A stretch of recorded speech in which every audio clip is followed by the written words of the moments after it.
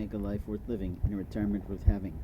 They're not thinking about what's important is not true. They're thinking about how do I make life worth living. Worth living means enjoyable, pleasurable, and literally happy with my spouse, happy with my children, happy with my finances, and happy with my intimate relations. When a person lies to themselves about their responsibilities in any relationship, they hit the roof. What I mean is that they literally cannot function well.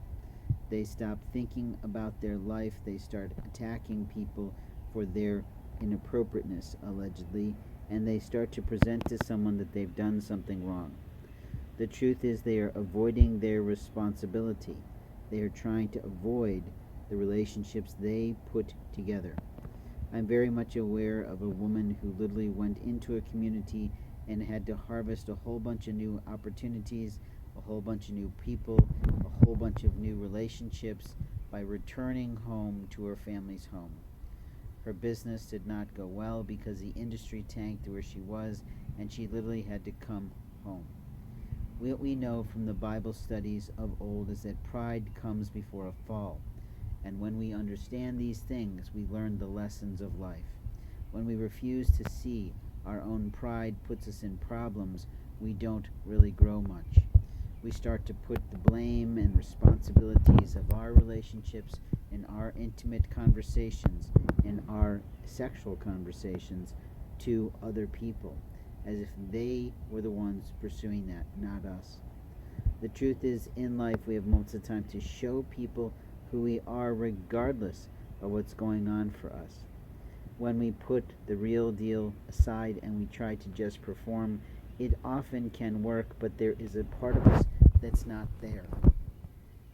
There's a part of us that is missing how to be relatable. There's a part of us that does not feel the same way. Once we make that love connection, once we hear that man say, I love you unconditionally, or you are deeply loved, we start to relax a little. We start to feel good. We start to know that no matter what's going on, I can count on that man to give it to me. The truth is in life that we have to know who that person is for us.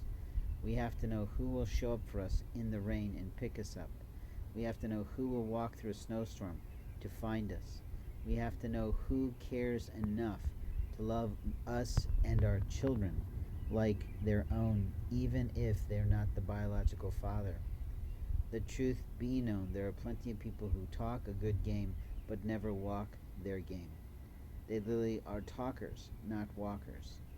Talk and walk is something that the late John Maxwell talks about in his work. And if he's still with us, I apologize.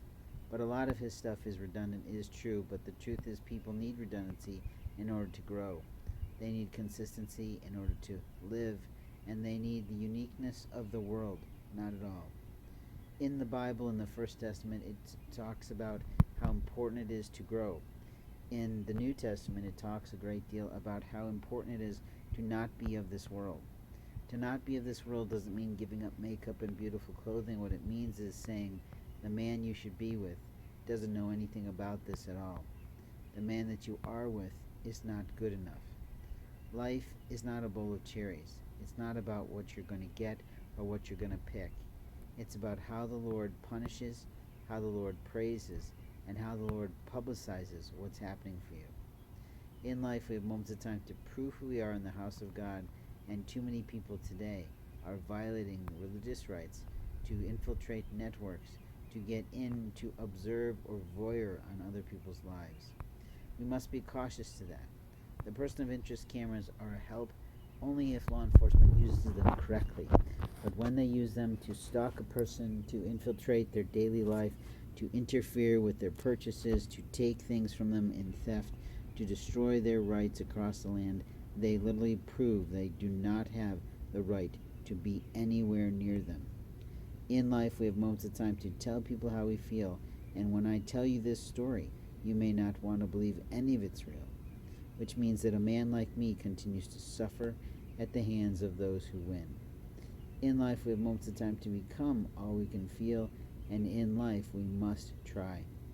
In the name of Jesus, we go into this world. In the name of God, we literally participate in it. And when we're not ourselves, when we pull out all stops to make us uncomfortable, or when we behave in a way that makes us look different, it causes people stress. But it also causes them reminder that their life is fragile, it's precious, and they don't often like that. They often like to keep things separate. In the name of Jesus is something I talk about. The question is, what do you do every single day in the name of Jesus? And what do you do in relationships when they go awry in the name of Jesus? In life, we have moments of time to tell people what we think, and there's only one lady of my world that I long to see, I long to hold, and I long to know what's happening in her life. In the name of the Lord, I've asked this. In the name of Jesus, I've made my request. And in the name of the heavenliest of heavenlies, I get feedback that she is simply not ready, not mature enough spiritually, and I just sit there and think, how long does this take? How long does the evolution of an individual take? For some people, it takes a matter of seconds. For others, it's a matter of minutes or days. And even still, there's always someone who wants to monkey up good behavior reports. In life, we have moments of time to prove we are in the house of God. And in my lifetime, I have fully proven that I'm no Boy Scout, but I definitely know what to do in a pinch. And I definitely know how to serve people when it's time. In life, we have moments of time to prove who we are in the house of God. And if you have a discord going on with someone who was a friend, someone who was a lover, or someone with the potential of that, you need to go to them, talk to them, and work it out. Jesus didn't allow things to lay and stay. He openly understood that in life we must put forth the best effort so that we are literally not found guilty by God. Thanks for listening.